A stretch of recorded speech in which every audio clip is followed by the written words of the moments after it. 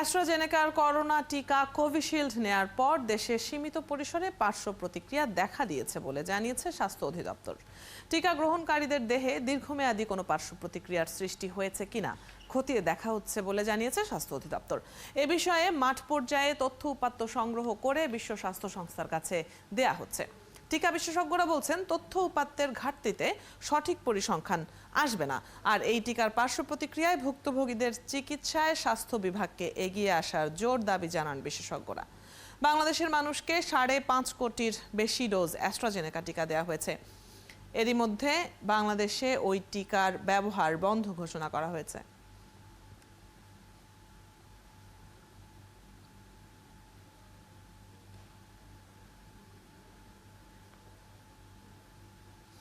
টিকা আমরা সবাই মোটামুটি নিয়েছি, পার্শ্ব প্রতিক্রিয়ার কথা এখন আসছে আলোচনায়। কি কি ধরনের এবং কতটা মারাত্মক সেসব পার্শ্ব প্রতিক্রিয়া? আইইডিসিআর এর উপদেষ্টা জনস্বাস্থ্য বিশেষজ্ঞ ডাক্তার মুশতাক হোসেনের কাছ থেকে বিস্তারিত জেনে নেই, চলুন। স্বাগত জানাচ্ছি আপনাকে সংবাদ বিস্তারে। করোনা টিকা সে সময় জীবন রক্ষা করেছে মানুষের, সেটা সে সময় বাস্তবতা ছিল। বিশেষজ্ঞরা যে আশঙ্কা করছিলেন তা এখন গবেষণায় সামনে আসছে। কি কি ধরনের ক্ষতির শিকার হয়েছে মানুষ, গবেষণায় কি এসছে? দেখুন, টিকা দেওয়ার সময় থেকেই শুধু অ্যাস্ট্রাজেনেকা না, সমস্ত টিকাই পর্যবেক্ষণ করা হয়েছে এবং যখন টিকা দেওয়া হয়েছে তাদেরকে বলা হয়েছে যদি আপনাদের কোনো পার্শ্ব প্রতিক্রিয়া থাকে সেটা আপনারা জানাবেন। এটা কিন্তু আমাদের বাংলাদেশ সহ সব দেশেই করা হয়েছে। এটার অ্যাস্ট্রাজেনেকা কিন্তু টিকার পার্শ্ব প্রতিক্রিয়ার জন্য তাদের ঔষধ প্রত্যাহার করেছে, বিষয়টা তেমন না।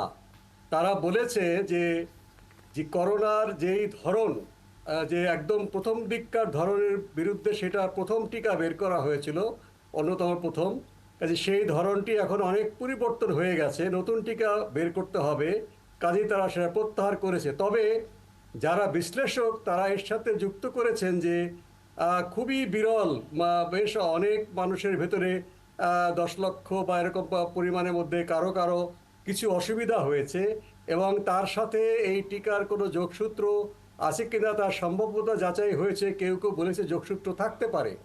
এর সঙ্গে মিলিয়ে কোনো কোনো বিশ্লেষকরা বলছেন যে অ্যাস্ট্রাজেনেকা টিকার প্রত্যাহারের সাথে সম্পর্ক আছে কিনা, কিন্তু এই যারা টিকাটা কোম্পানি বাজারজাত করেছে তারা কিন্তু এই কথাটা বলেনি।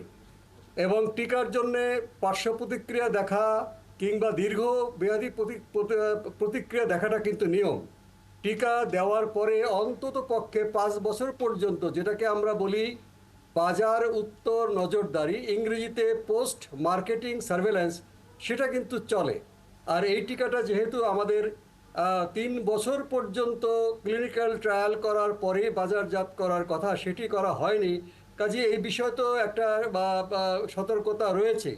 তবে এ পর্যন্ত বাংলাদেশ সহ কোনো দেশেই এই টিকা নিয়ে কোনো বড় ধরনের যে পার্শ্ব প্রতিক্রিয়া অনেক লোকের ভিতরে সেটা কিন্তু দেখা যায়নি। বিরল যে প্রতিক্রিয়াটা দেখা গিয়েছে এটা জানার পরে আমাদের বাংলাদেশেও মাননীয় স্বাস্থ্যমন্ত্রী বলছেন এটা নিয়ে গবেষণা করা দরকার। আমাদের গবেষকরা সুনির্দিষ্ট পদ্ধতি অনুসরণ করে যত লক্ষ মানুষ, যত কোটি মানুষ টিকা দিয়েছেন, বিভিন্ন টিকা, তাদের মধ্য থেকে দৈব চয়ন ভিত্তিতে র্যান্ডামলি বাছাই করে তারা এটা দেখতে পারেন যে তাদের মধ্যে সমস্ত অসুবিধাই রেকর্ড করতে হবে। সেই অসুবিধাগুলো এই যারা টিকা নিয়েছেন তাদের মধ্যে মিল আছে কিনা সেইভাবে বৈজ্ঞানিক পদ্ধতি অনুসরণ করে খুঁজে দেখতে হবে। শুধু বাংলাদেশটা সারা বিশ্বেই দেখা দরকার। এমনও টিকা দেখা গেছে যে অনেক দিন পরে হয়তো কোনো একটা পার্শ্ব প্রতিক্রিয়া দেখা গেছে, সেটি হয়তো সাদা চোখে দেখা যায়নি। সেটা গবেষণা করে না বের হওয়া পর্যন্ত বলা যাবে না।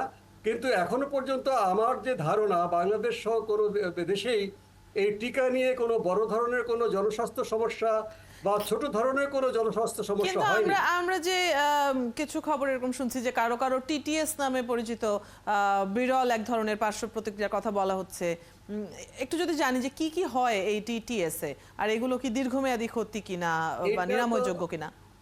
আপনি বললেন যে বিরল, অর্থাৎ অনেক মানুষের ভেতরে হয়তো কারো কারোর মধ্যে পাওয়া গেছে। এটা কিন্তু আরো বেশি গবেষণার দাবি রাখে। কাজেই এটা নিয়ে আমাদের অযথা উদ্বিগ্ন হওয়ার কোনো কারণ নেই। আমাদের দেশে এটা আমরা পাইনি এবং টিকা নেওয়ার পরে কারো মৃত্যু ঘটেছে টিকার কারণে, এ ধরনের কোনো রিপোর্ট হয়নি বা কোনো চিকিৎসক বলেননি। যারা এটা পেয়েছেন ইউরোপে বা ব্রিটেনে, তারা নিশ্চয়ই ফলাফল আমরা জানবো। সেটা কিন্তু এখনো গবেষণাপত্র আকারে এটা প্রকাশিত হয়নি। প্রাথমিক রিপোর্ট পাওয়া গেছে যে বলা হয়েছে যে এই উপাদান দিয়ে টিকা তৈরি করা হয়েছে, এর সঙ্গে সম্পর্ক থাকতেও পারে। কাজেই এটা নিয়ে আমাদের অযথা উদ্বিগ্ন হওয়ার প্রয়োজন নেই। এখনো পর্যন্ত কোনো জনস্বাস্থ্য সমস্যা এটা তৈরি করেনি। তবে বৈজ্ঞানিক অনুসন্ধান, বৈজ্ঞানিক সতর্কতা সেটি অবশ্যই পেয়েছি আমরা, এবং নিশ্চয়ই বাংলাদেশের বিজ্ঞানীরাও সেটি পর্যবেক্ষণ করবেন। ফাইজার এবং মডার্নার টিকার বিরুদ্ধেও পার্শ্ব প্রতিক্রিয়ার অভিযোগ কিছুটা উঠেছে। তো এসব ব্র্যান্ডের টিকা নাকি হৃৎপিণ্ড, মস্তিষ্ক এবং রক্তে নানান ধরনের জটিলতা বাড়ায়। আমরা তো স্কুলের শিশুদেরকে ফাইজারের টিকা দিয়েছি, গবেষণায় শিশুদের ওপর কোনো ধরনের প্রতিক্রিয়া কি দেখা যাচ্ছে? দেখুন, এগুলো হচ্ছে অনুমান, যে মস্তিষ্ক, হৃৎপিণ্ড বা রক্ত জমাট বেঁধে যাওয়া, এগুলো কিন্তু অনুমান। আমরা বাংলাদেশে পাইনি, অন্য দেশেও কিন্তু পাওয়া যায়নি। ফাইজার এবং মডার্না কিন্তু একেবারেই নতুন প্রযুক্তি, যেটা ইবোলা রোগের টিকা তৈরি করতে গিয়ে তারা একটা প্রাথমিক পর্যায়ে গিয়েছে, সফল হয়নি। এটা দ্রুত হয়েছে, কিন্তু আমাদের সর্বাধুনিক প্রযুক্তি। অস্ট্রাজেনেকা যে পদ্ধতিতে করেছে সেটা নিয়ে ইবোলার টিকা বেরিয়েছে। এই দ্বিতীয়বার আমরা এই টিকা দেখলাম যে করোনার সময় হয়েছে।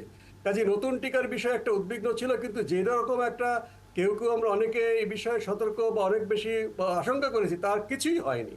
কাজে এই সর্বাধুনিক পদ্ধতি অনুসরণ করে এখন চিন্তা করা হচ্ছে যে ক্যান্সারের টিকা আবিষ্কার করা যায় কিনা। আমরা সামনে এগোচ্ছি, তবে অবশ্যই মানব দেহে কোনো ক্ষতি বা কারো জীবন সংশয় হয় কিনা আমাদের সবসময় এই বিষয়ে পর্যবেক্ষণ থাকতে হবে।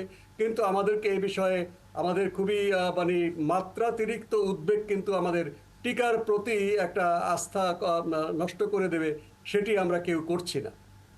অনেক ধন্যবাদ। বেশ কিছু বিষয় পরিষ্কার হলাম আমরা, এবং যেমনটি আপনি বলছিলেন যে একটা কোনো উপসংহারে আসার সময় এখনো আসেনি, আরও বিস্তর গবেষণার প্রয়োজনীয়তা এখানে রয়েছে। ধন্যবাদ আজকে আমাদেরকে সময় দেওয়ার জন্য। দর্শক, আমাদের সাথে আইইডিসিআর এর উপদেষ্টা ডাক্তার মোশতাক হোসেন যুক্ত ছিলেন। এতক্ষণ আমরা করোনার বিভিন্ন টিকার পার্শ্ব প্রতিক্রিয়া প্রসঙ্গে